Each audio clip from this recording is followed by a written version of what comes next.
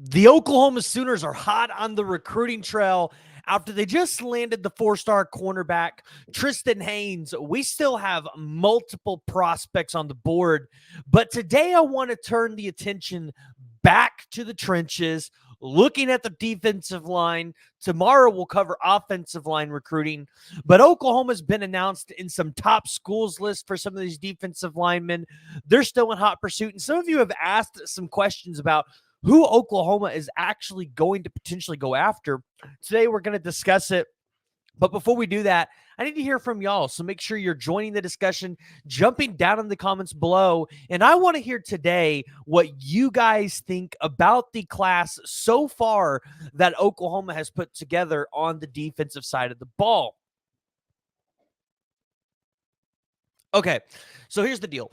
Oklahoma, they've got some talent that they're still pursuing on the defensive line. They've already got Trent Wilson committed. You guys know what he is, a top 150 prospect in the country, four-star out of Upper Marlboro, Maryland. That was a huge pickup. You've got Kamori Moore out of Lee Summit, Missouri. That's been one of your longest standing commits in this class. But you expect Oklahoma to probably take 2 to maybe 3 more defensive linemen. Some of you all are familiar with those names, but one that you guys might not be familiar with, and the only reason why this kid even popped up on the radar was because someone put in a crystal ball or a future cast or a prediction for him to land at Oklahoma. And when you see this kid's highlight film, you're going to be impressed. But it's Cade, I believe it's Petrak. I think I said that right. I don't know. I think I got it wrong. You guys know it. I'm not good with the names. But he announced the top 4 the other day. It had Kansas State, Nebraska, Wisconsin, Oklahoma in it. And this one kind of quietly went under the radar. By the way, sick graphic. Love the color schemes in the matchup.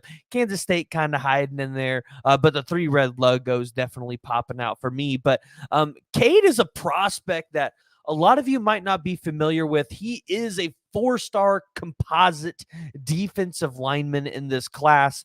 On3 is the only site that has him ranked as a 4-star. They have him as the 178th ranked player total. 247 has him at 328.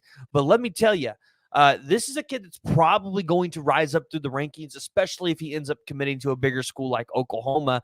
Coming in at 6'4", 240, although he's listed as a defensive lineman, this guy comes off to me a little bit more as an edge just because you look at his weight type.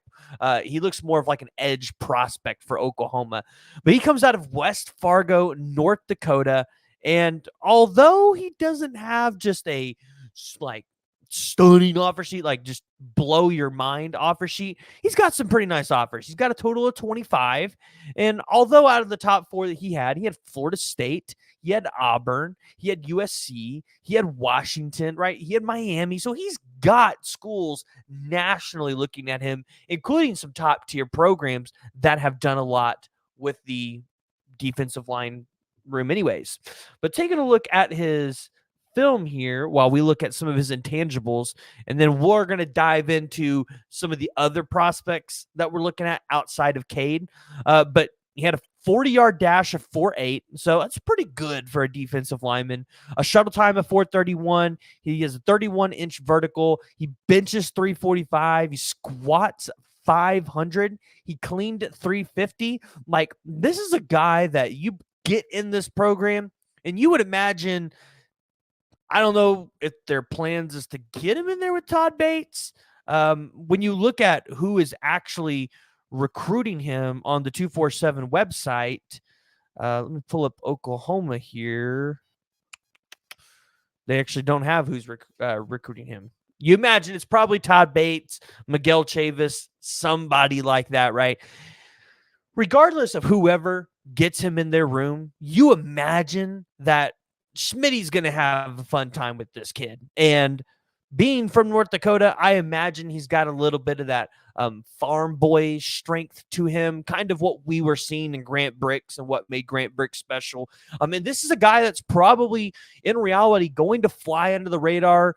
Yeah, there's some top schools that were after him, but This is a guy that you get in your class, and he probably ends up being a really good player for you. And as you've been able to see it here in the film as well, I was able to find a little bit of his stats. Not sure if these are 100% correct, but said he had a total of 19 total tackles, 8 solos, 2 sacks. He had, let's see here, 6 tackles for loss. He had 1 fumble recovery. This dude, I mean, like I said, he could be something for Oklahoma if they really decide to push and go after him. We'll have to keep an eye on that one.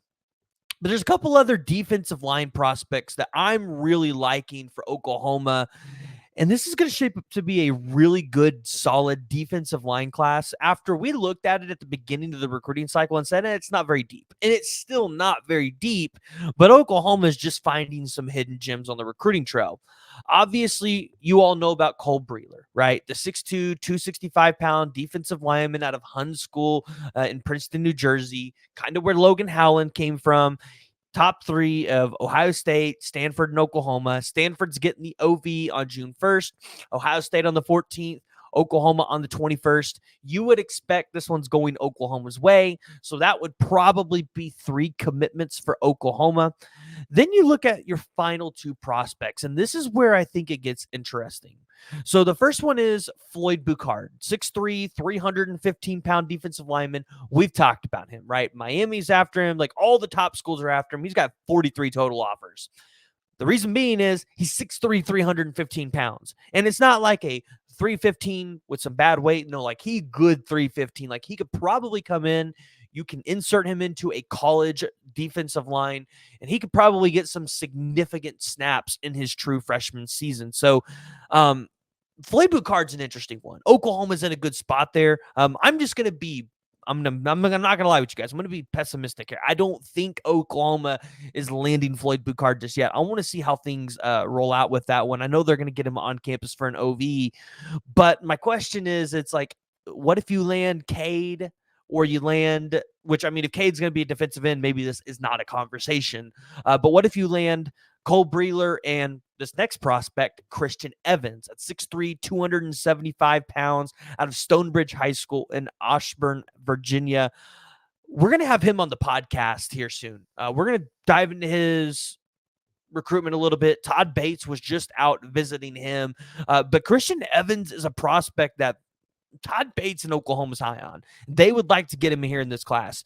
And I know Christian Evans is probably high on Oklahoma as well. So this is going to be an interesting prospect to watch. This is going to be an interesting room to watch as this envelops. You guys have heard the rumors. It's like 22, 23 guys in this class. I've been saying probably more so the 25 side, because you're not going to turn down elite players, right? Like, let's say you get on the offensive line Ogu Moro and Afalava, but Ty Haywood and Michael Fasusi want to come to Oklahoma. You're not turning those guys away.